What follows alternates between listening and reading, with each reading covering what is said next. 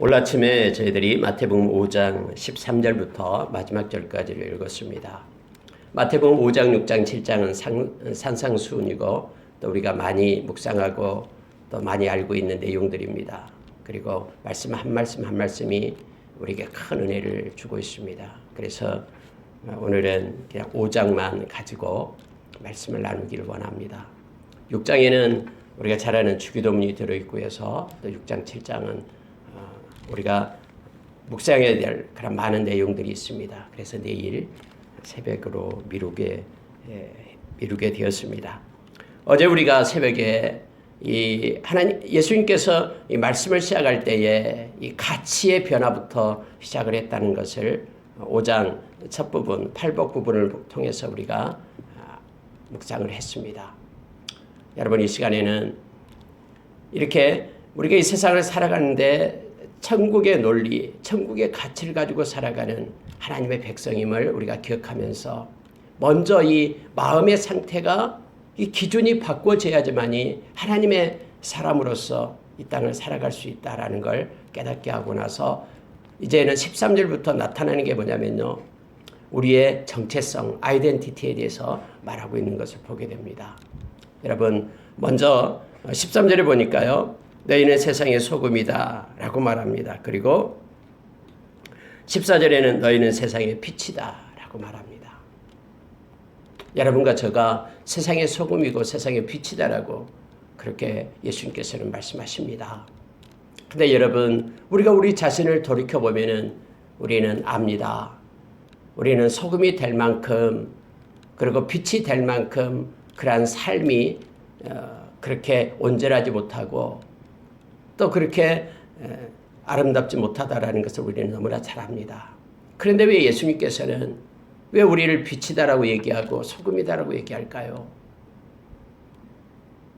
여러분, 이것은 저와 여러분이 예수 그리스도 안에 있을 때만 가능한 것임을 성경은 전제로 하고 있습니다.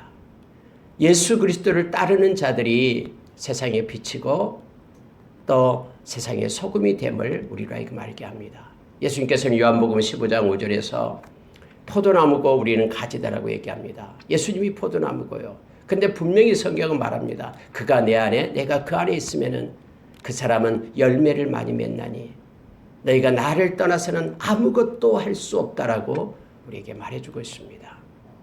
여러분, 우리가 잘나서 능력이 있고 힘이 있어서 세상의 빛이고 세상의 소금이 아니다라는 것을 성경은 말해주고 있습니다.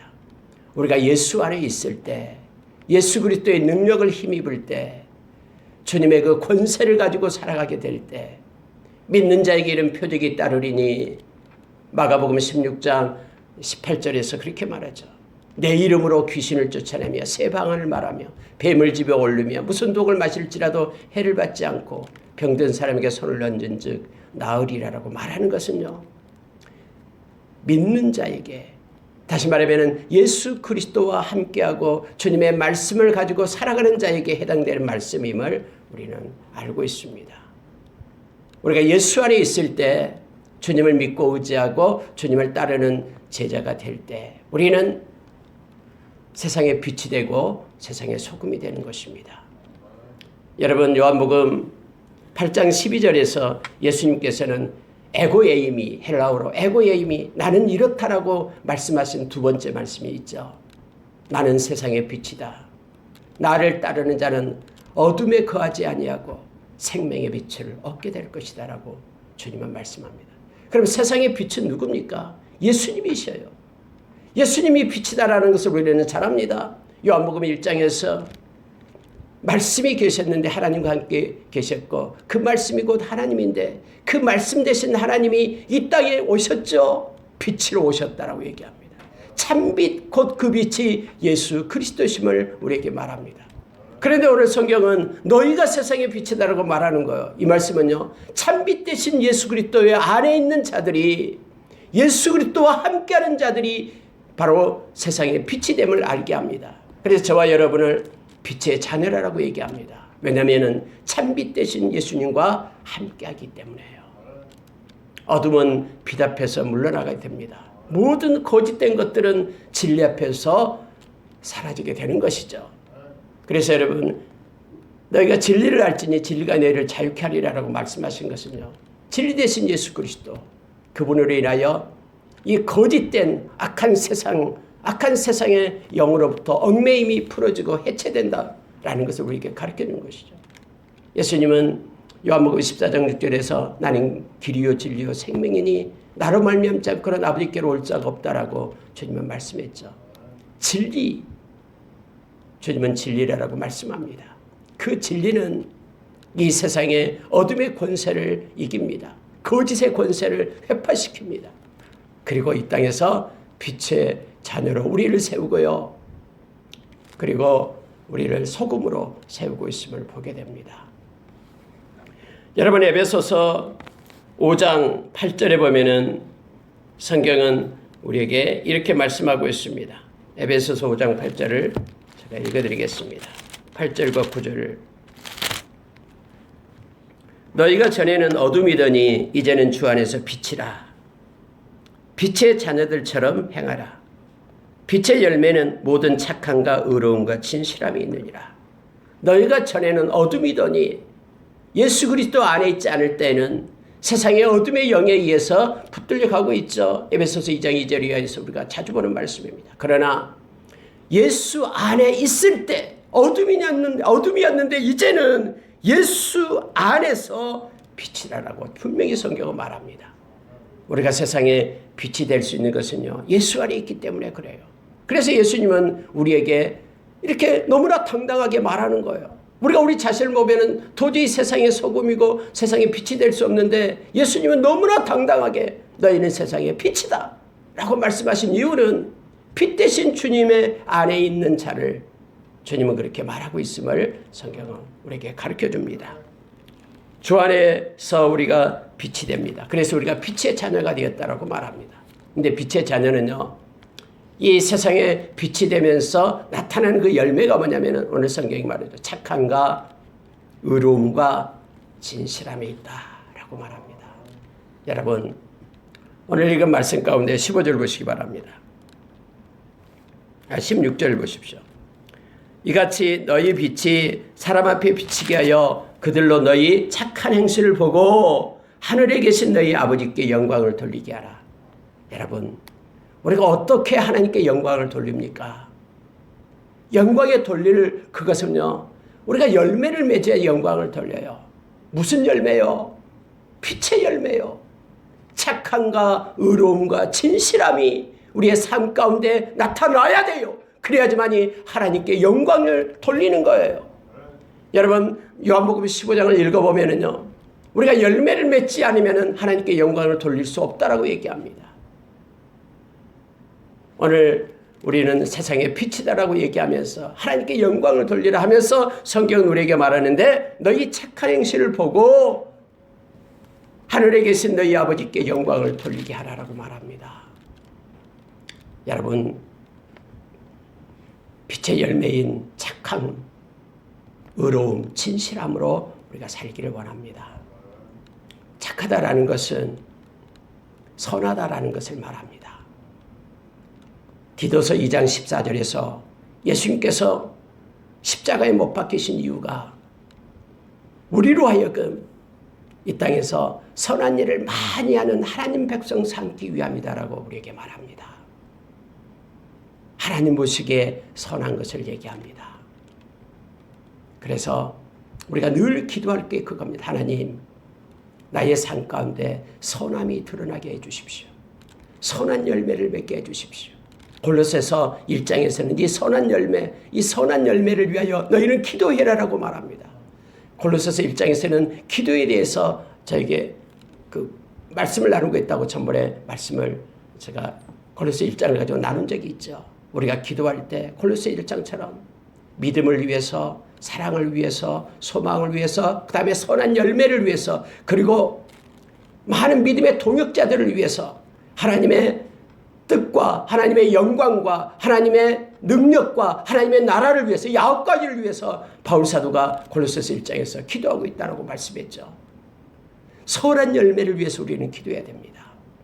이것이 빛의 열매고, 주님께서 주님으로만 오는 그래서 이 땅에서 이 빛의 열매를 얻어 하나님께 영광 돌리는 우리가 되기를 원합니다. 의로움을 얘기합니다. 빛의 열매가 의로움이에요. 의롭다라는 거요. 하나님의 의, 하나님이 받을 만한 것을 말하고 있는 것이죠.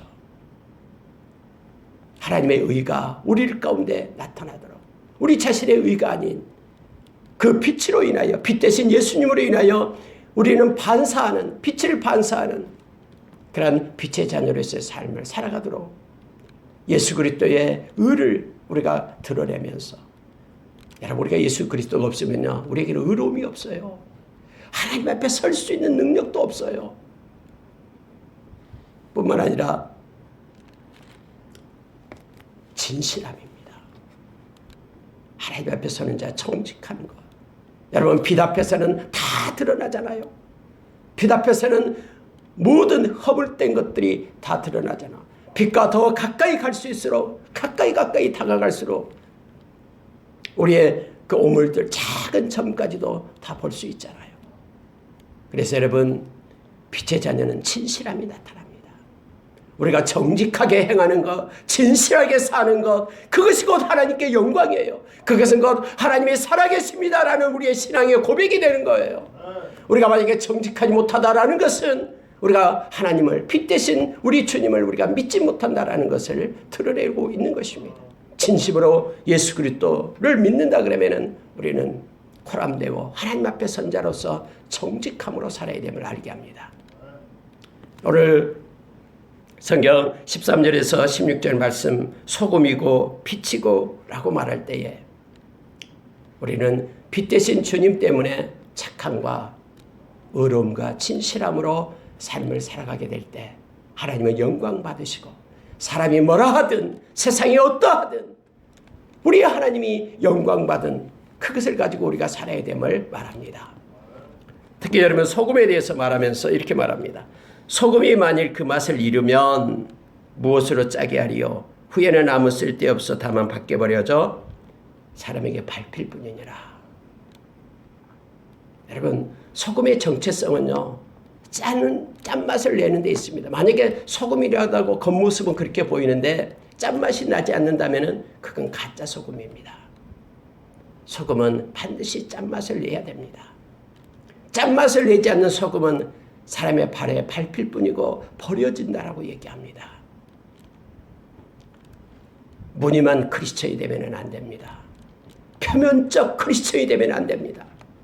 우리가 로마서 2장에서 말한 것처럼 이면적 크리스천이 돼야 돼요. 우리의 마음과 우리의 중심이 하나님을 사랑하고 주님의 말씀을 따르고 그리고 예수를 믿는 로마서 10장 10절의 말씀처럼 마음으로 믿어 의에 이르는 우리의 모든 삶 가운데 주님을 따르는 자들이 되어야 됩니다. 만약에 그렇지 않을 때요 우리는 외식하는 자가 되고 결국은 주님을 배반하고 떠나게 됩니다. 우리가 히브리서 10장 14절 이하의 말씀처럼 예수 그리스도의 십자가의 보혈을 부정하는 자로 배반하고 떠나게 되는 히브리서 6장에 나타나는 말씀처럼 다시는 회개할 수 있는 기회를 얻지 못하는 그런 모습으로 나타나게 됩니다. 여러분 경건의 모양만 있지 능력을 상실한 자는요 끝까지 주님을 따라가지 못합니다. 믿음을 지켜내지 못합니다. 그래서 많은 이들이 인생의 후반부에 마지막 때에 믿음으로부터 떠나는 이들이 있습니다. 이미 맛을 잃으면 소금이 아닙니다.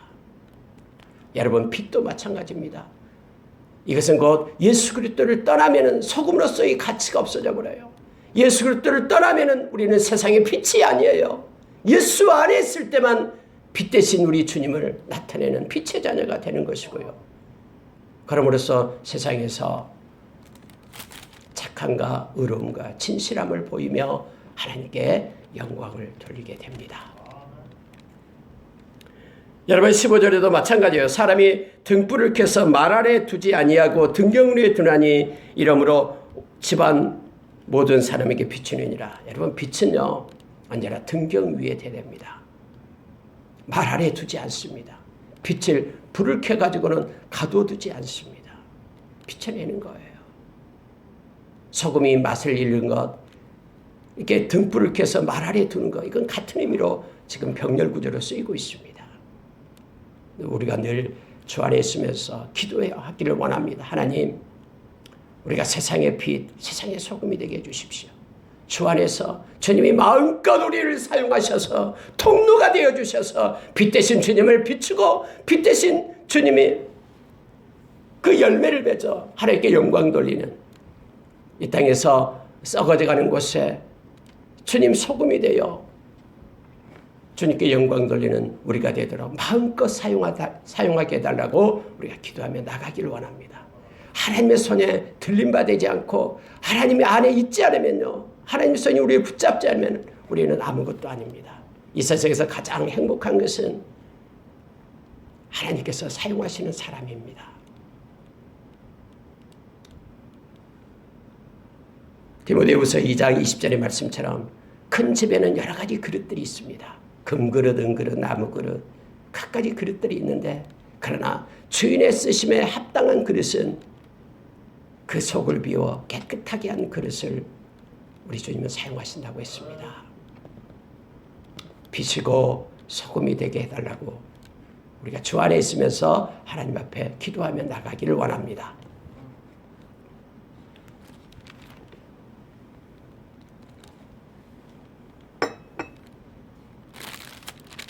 여러분, 그리고 예수님께서는 이제 17절에서 20절에 가면은요, 율법에 대한 말씀을 합니다.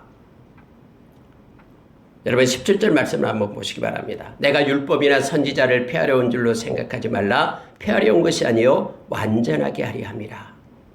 모든 율법의 끝자락은요, 우리 주님에 의해서 완성이 됩니다. 여러분, 우리 주님은 율법을 폐하는 분이 아니에요. 어떤 사람들은 율법에 대해서, 구약에 나와 있는 율법에 대해서 부정적인 시각을 가지고 있습니다. 근데 여러분, 우리가 율법주의가 되면 안 됩니다. 그러나 이 율법은 우리로 하여금 우리 자신을 깨닫게 하고 예수 그리스도께로 인도하는 것이 율법. 이 초등교사, 몽학선생이라고 성경은 표현을 합니다. 율법이 있음으로 인하여 우리가 얼마나 악한 죄인인 것을 깨닫게 됩니다. 그리고 예수 그리스도를 더 원하고 그분께로 달려가게 되는 거예요. 왜냐하면 그분만이 우리에게 구원을 주시기 때문에 그렇습니다. 율법은 절대로 우리에게 구원을 주지 않습니다. 예수 그리스도를 통해서만 우리에게 구원이 있게 됨을 성경은 알게 합니다.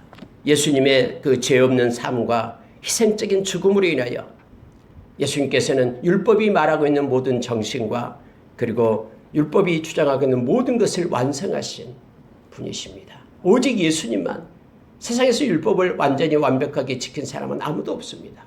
오직 예수 그리스도만이 율법을 완성하고 그리고 이루셨습니다. 그러면서 여러분 이 말씀을 기억하기 바랍니다. 자, 18절에 보면은요, 천지가 없어지기 전에는 율법의 1.1획도 결코 없어지지 아니하고 다 이루리라 라고 주님은 말씀합니다. 뿐만 아니라 예수님께서는요, 다음에 마태복음 24장에 가면은 내 말도 없어지지 않고 반드시 이루어질 것이다 라고 말씀하시면서 예수님의 말씀을 얘기합니다. 하나님의 말씀은 소멸되는 법이 없습니다.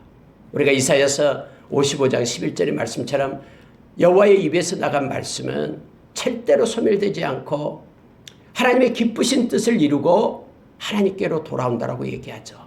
하나님의 영광을 드러내고 모든 일의 형통함을 이룬다라고 말합니다. 그래서 여러분 이 말씀은요, 천지가 없어지더라도 심판하는 그날까지 말씀은 존재하는 거예요. 그리고 성경에 우리 주님이 말씀했처럼 말씀을 통해서 너희가 심판을 받게 될 것이다. 말씀이 심판의 자리에 선다라고 말합니다. 그러니까 이 캐논, 이 말씀이요, 기준이 되는 거예요. 모든 의로움의 기준이 되고요, 심판할 때 기준점이 되는 것을 알게 합니다. 그래서 우리가 말씀을 따라 사는 사람들이에요. 말씀대로 이루어지기 때문에 그렇습니다. 특히 여러분 20절에 보면은 이렇게 말합니다. 내가 너희에게 이르노니 너희 의가 서기관과 바리새인보다 더 낫지 못하면 결코 천국에 들어가지 못하리라. 여러분 이게 무슨 말입니까? 예수님께서는 예수님의 제자들을 향해서 말하는 거예요. 율법을 얘기하고 율법을 너무나 잘 지키고 있는 바리새인들이 있고 서기관들이 있잖아요. 그들은 밥만 먹으면 율법을 달달달 외우고 율법에 나와 있는 613개를 막 지키려고 세부사항 써가지고 노력하고 있잖아요. 그런데 제자들을 향해서 예수님께서 말씀하신 거예요. 너희 의가 서기관과 바리새인보다 더 낫지 못하면 결코 천국에 들어가지 못하리라 라고 말합니다. 더 나은 의를 가져야 된다고 얘기합니다. 여러분, 예수님의 제자들이 바리새인과 서기관들보다 더 나은 의가 있습니까? 당연하죠. 더 나은 의가 있죠.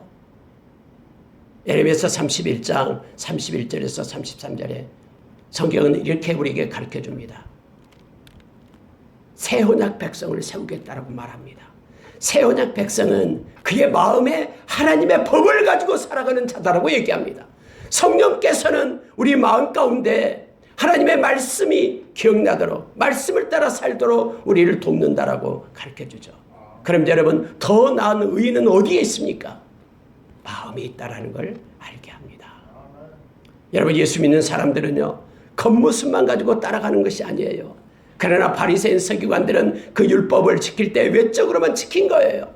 마음의 중심에 하나님을 사랑함으로 지키지 않았기 때문에 새 언약 백성, 예수 안에 있는 새 언약 백성을 세운 거예요. 예수 안에 있는 사람들은 마음과 삶을 주님께 드리는 이들이고 마음으로 믿어 의에 이르고 입으로 시인하여 구원에 이르는 자들임을 성경은 가르쳐줍니다. 그런데요, 중요한 것이 뭐냐면 우리도 형식적인 이 신앙, 종교 생활에 빠져 있다 그러면 우리도 천국에 들어갈 수 없다라고 지금 주님은 말하고 있는 거예요.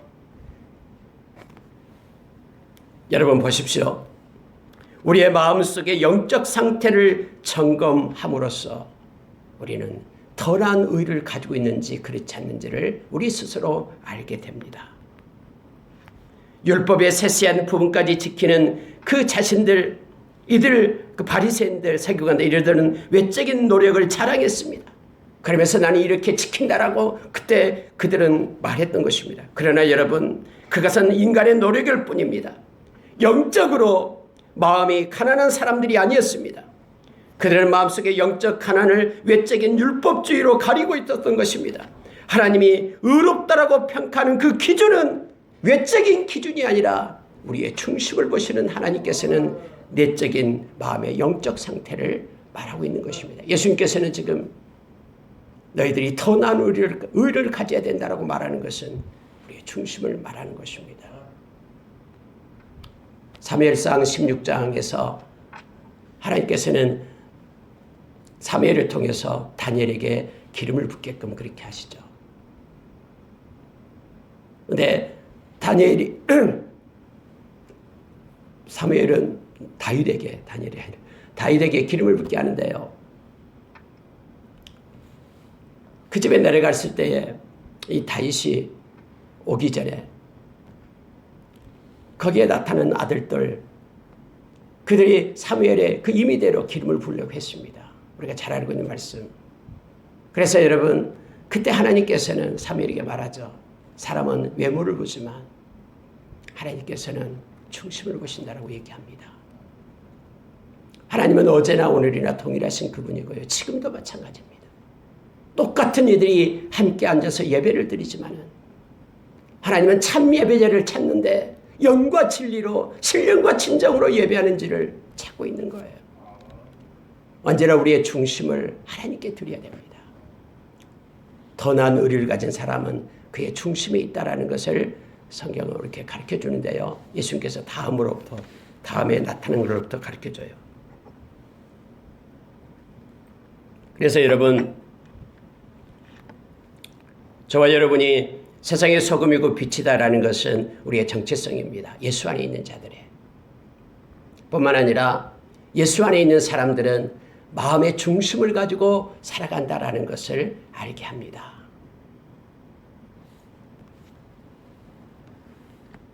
그러면서 여러분, 이제 21절부터 마지막 절까지가 마음을 가지고, 마음의 중심을 가지고 믿음을 가지고 살아가는 사람들, 그 모습을 지금 나타내고 있는 것입니다. 더 나은 의를 가진 사람들의 모습을 예수님은 가르치고 있는 거예요.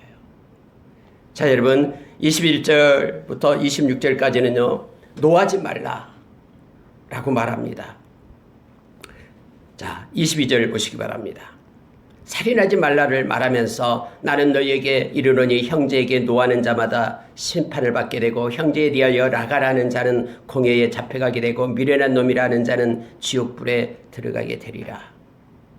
예수님은요. 살인하지 말라라는 이 말씀, 이 율법을 가지고 이것을 분노하고 형제를 미워하고 욕하고 그렇게 무시하는 것을 마치 마음속으로 그렇게 하는 것을 살인한다라고 말하고 있는 거예요. 수없이 마음속으로 누군가를 미워하는 사람을 죽이고 있는 것, 이것도 살인이다라고 말합니다. 그러니 더 나은 의에 대해서 말할 때에 그냥 사람을 겉으로 살인하지 않았다라고 세상 법정은 그것만 판단하지만은, 그러나 하나님은 너희의 마음을 보고 계시면서 형제를 향해서 분노하고 있고, 나가라 한다라는 것은 욕한다라는 것입니다. 형제를 향해서 욕하고 있고, 심지어 미련한 놈, 형제를 무시하고 존중하지 않는 것까지 주님은 지금 말씀하고 있는 거예요. 겉으로는 살인하지 않았지만은 마음속에서 미움과 분노와 그리고 욕이 욕설나고 그들을 향해서 무시하고 이 모든 것들이 하나님은 보고 계시고 이것들을 버려야 된다라고 주님은 말씀하고 있어요. 내적인 하나님의 자녀의 정체성을 주님께서는 가르치고 있음을 보게 됩니다. 심지어 여러분 24절에 보면은 예물을 제단 앞에 두고 먼저 가서 형제를 화목하고 그 위에 와서 예물을 드리라 라고 말합니다. 하나님 앞에 예물을 드리기 위해서 갔어요. 그런데 갑자기 형제하고 다퉜던 것, 원망 들을 만한 일, 이것들이 생각이 난다라는 거예요. 그러면은 그 생각을 무시하고 그냥 하나님 앞에 드리지 말라라는 거예요. 왜냐하면 하나님은 내면적인 모든 것을 다 알고 있기 때문에. 그래서 먼저 가서 하야하고 가서 그 기쁜 마음으로 하나님 앞에 예물을 드릴 것을 지금 성경은 말해주고 있습니다.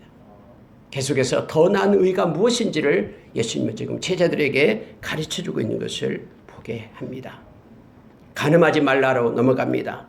여러분, 간음하지 말라라고 얘기할 때에 실제적으로 간음을 하지 않았다 하더라도 28절에 보면은 나는 너에게 이르노니 음욕을 품고 여자를 보는 자마다 마음에 이미 간음하였느니라 하면서요, 마음을 보고 계시는 하나님이심을 다시 한번 드러냅니다. 이게 더 나은 의다라고 말하는 거예요. 여러분, 우리가 잠언서에서 무릇 지킬 만한 것보다도 너의 마음을 지키라라고 우리에게 말해주고 있죠. 왜냐하면 생명이 이에서 남이라 라고 우리에게 말합니다. 다 마음에서 비롯됩니다. 예수님께서는 제자들을 가리킬 때 너희 몸으로 들어가는 것들은 너희를 더럽히지 않지만 너희 마음에서 나오는 것들이 너희를 더럽힌다라고 말합니다. 그러면서 악한 생각으로부터 갖가지 것들이 나오게 됨을 성경은 말해주고 있습니다. 우리가 로마서 12장 2절 이하에서 마음을 새롭게 함으로 변화를 받아 하나님의 선하시고 온전하시고 기쁘신 뜻이 무엇인지 분별하라라고 우리에게 말하죠. 마음을 새롭게 함으로 변화를 받아야지만이 우리의 삶이 바꿔짐을 알게 합니다. 주님은 오늘 또 더 나은 의를 말하면서 마음에 음욕을 품고 간음한 것, 겉으로는 그렇게 하지 않은 거지만은 그러나 하나님은 마음을 보고 계신다. 이 마음을 다스려야지만이 더 나은 의를 가진 자라는 것을 다시 가르치고 있음을 보게 합니다. 그러면서 여러분, 놀라운 말씀을 우리에게 주고 있는데요. 29절 이하에서요, 실족한다라는 단어가 나옵니다. 만일 내 오른 눈이 너를 실족하게 하거든 빼어내 버리라. 그리고 30절에도요. 오른손이 너를 실족하게 하거든 찍어내 버리라. 내 백체 중 하나가 없어지고 온몸이 지옥에 던져지지 않는 것이 유익하니라. 여러분, 이거 말씀은 우리가 범죄할 때마다 우리의 지체를 갖다 신체 중의 일부를 떼어내 버리라 이런 뜻이 아니죠. 예수님께서 강조하고 싶은 것이 있어요. 뭐냐면은 이 지옥이 얼마나 무서운가를 말하고요. 이 죄 때문에 이 지옥에 들어가게 된다라는 것을 말하고 있는 것이죠. 다시 말하면은 절대로 지옥에 가서는 안 된다라고 말하는 거예요. 너의 신체가 없어지는 한이 있어도 불구가 된다고 해도 절대로 실족해서는 안 된다라는 거예요. 여러분 실족하다가 무슨 뜻이냐면요. 물론 미끄러지다, 발을 헛디디다 이런 의미가 있죠. 근데 실족하다라는 의미의 근본은 뭐냐면은 믿음에서 떠난다라는 뜻이에요.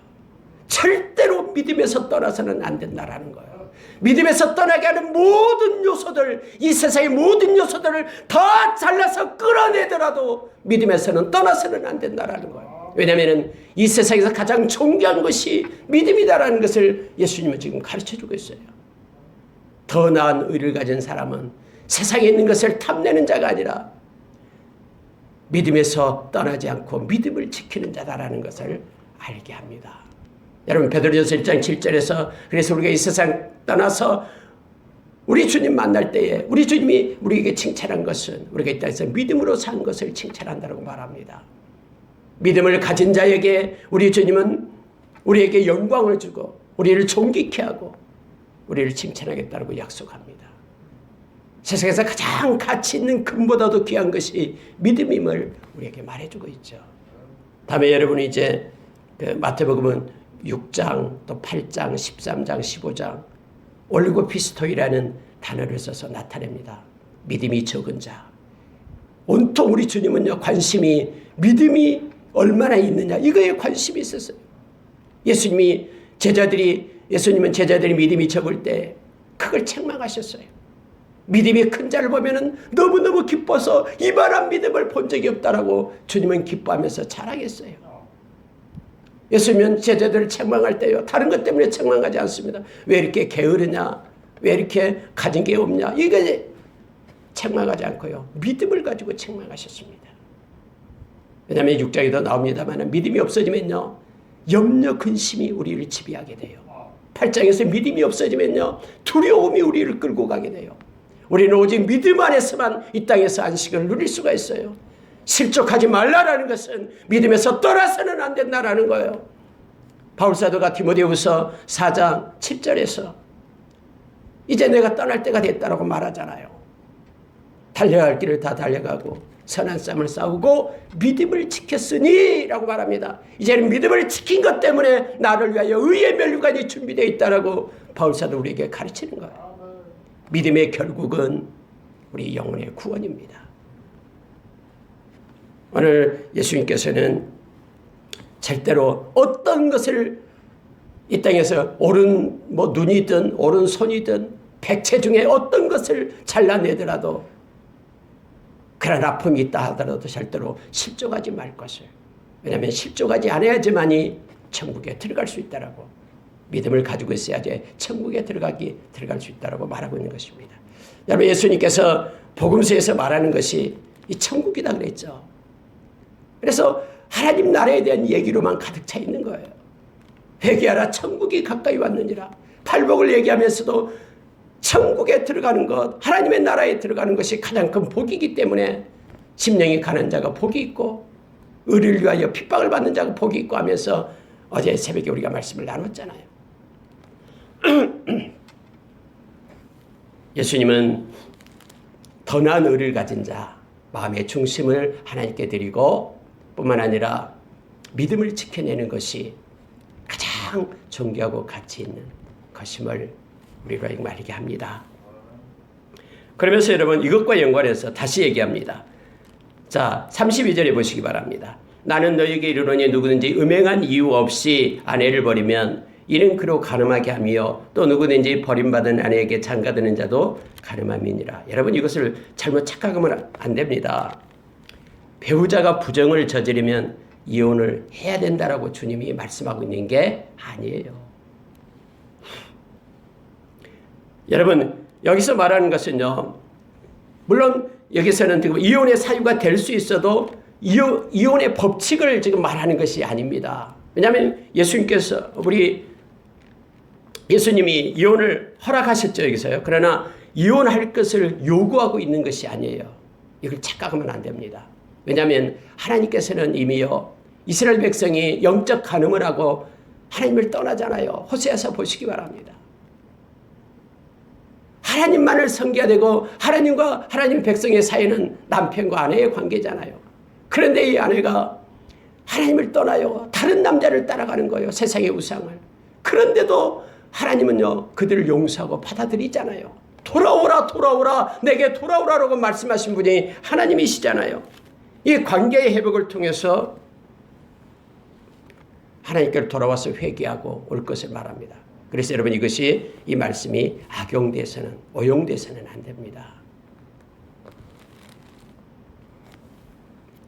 우리는 우리의 중심을, 마음을 가지고 하나님 앞에 정직하고 성결한 자로 우리가 서야 됨을 말해주고 있습니다. 37절 보겠습니다. 오직 너희 말을 옳다 옳다 아니라 아니라 하라. 이에서 지나는 것은 악으로부터 나느니라. 여러분, 이게 무슨 말이냐면요, 그때 당시에 유행하고 있는 것이 뭐냐면은 맹세의 맹세. 왜 맹세를 하는지 아십니까? 속이기 위해서. 내가 하나님께 맹세한다 하면서 내가 이렇다라고 남에게 거짓으로 말할 때에 사용하는 방법이었어요. 그때 당시에요. 너희들은 사람들이 그렇게 자기 자신을 드러낼 때에 그렇게 하는데 너희는 맹세하지 말라라고 말합니다. 하늘로도 말고 땅으로도 말고 예루살렘으로도 말고 네 머리로도 말고 맹세하는 대로 지켜지는 거 아니고 맹세하지 말라라고 지금 말합니다. 도무지 맹세하지 말지니 그럼 너희들은 어떻게 하냐? 그 순간에 옳은 건 옳다 아닌 건 아니라라고 말해라.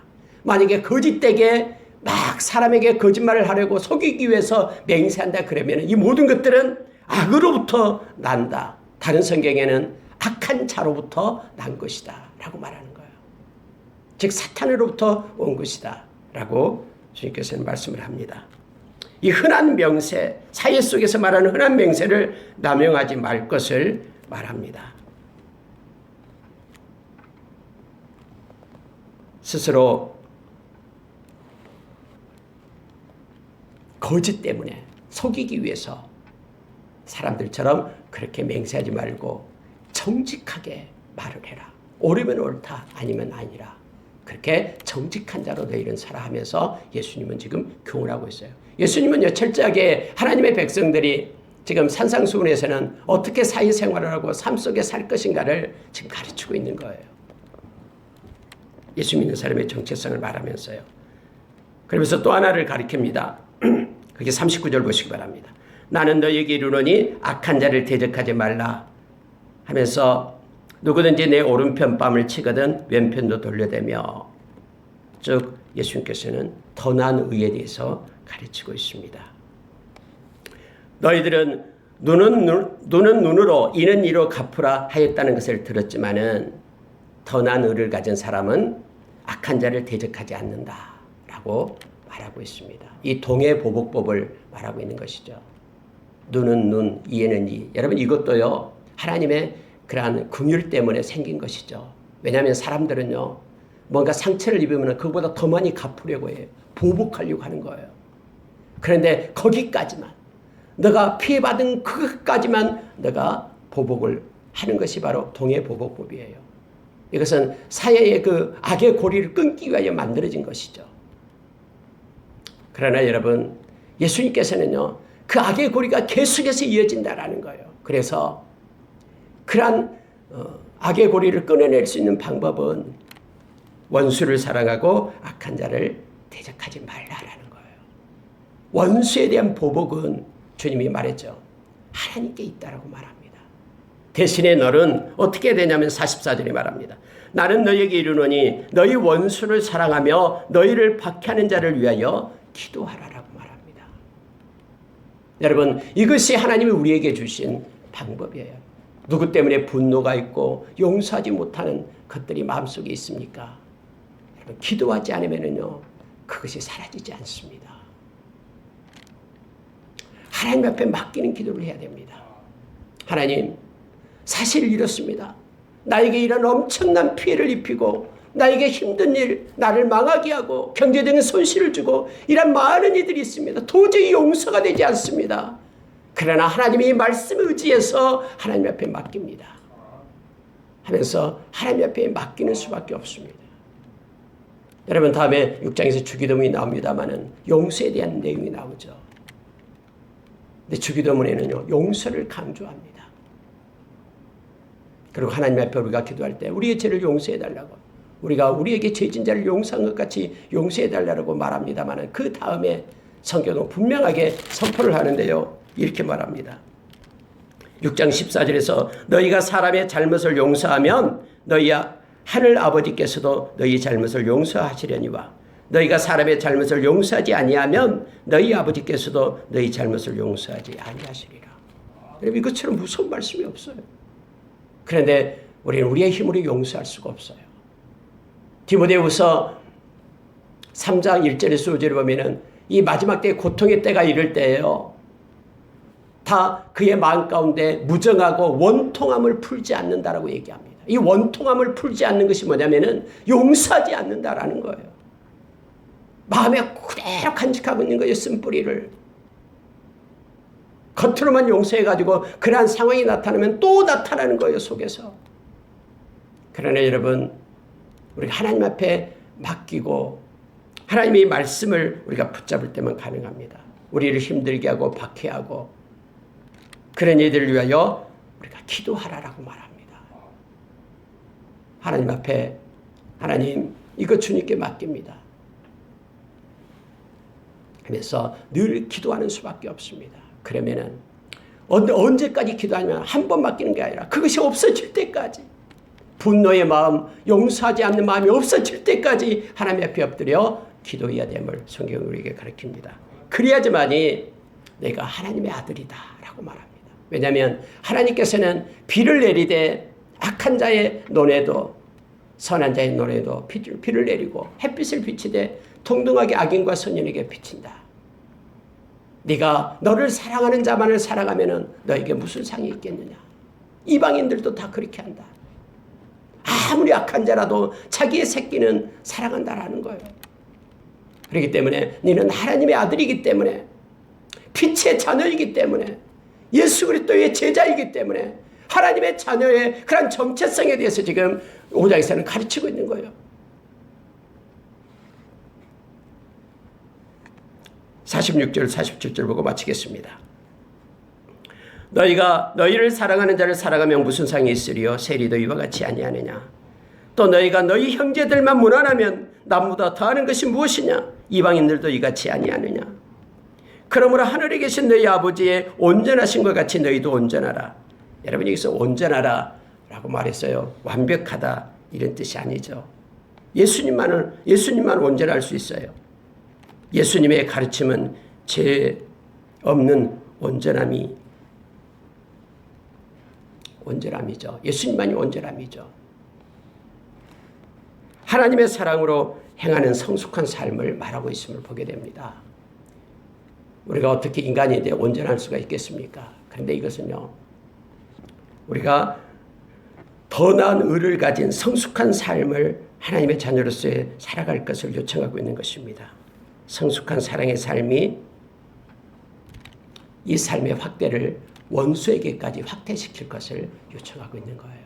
점점 처음은 되지 않지만 점점 하나님의 자녀로서의 성숙한 삶을 살아서 원수까지도 사랑하고 예수님이 그랬듯이 그들을 위하여 기도하는 자까지 그 그리스도의 장성한 믿음의 장성한 분량에 이르기까지 나아갈 것을 우리에게 요청해 주고 있습니다.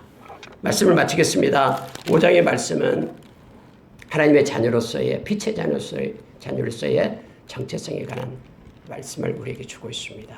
저와 여러분은 이 모든 것들은 예수 안에 있을 때만 가능합니다. 예수님을 떠나서는 아무것도 아니다라는 사실을 우리가 기억하고 오늘도 겸손히 예수님과 함께 동행하는 우리가 되기를 원합니다. 그의 빛으로 빛의 자녀의 모습으로 살기를 원합니다.